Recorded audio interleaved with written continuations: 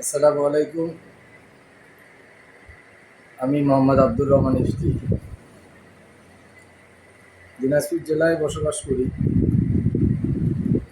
আমি পেশায় একজন দাঁতের চিকিৎসক। আমার নতুন করে একটা চ্যানেল খুললাম আপনাদের উদ্দেশ্যে,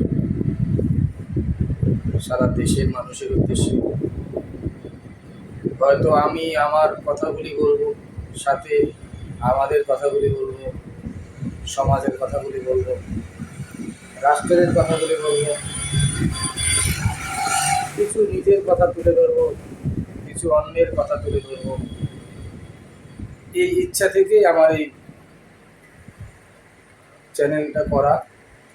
আপনারা আমাকে সহায়তা করবেন, আমার চ্যানেলটাকে সাবস্ক্রাইব করবেন এবং আপনাদের কাছে আমি সবসময় দোয়া চাইব। আপনারা আমার জন্য দোয়া করবেন। আসসালামু আলাইকুম ওয়া রাহমাতুল্লাহ।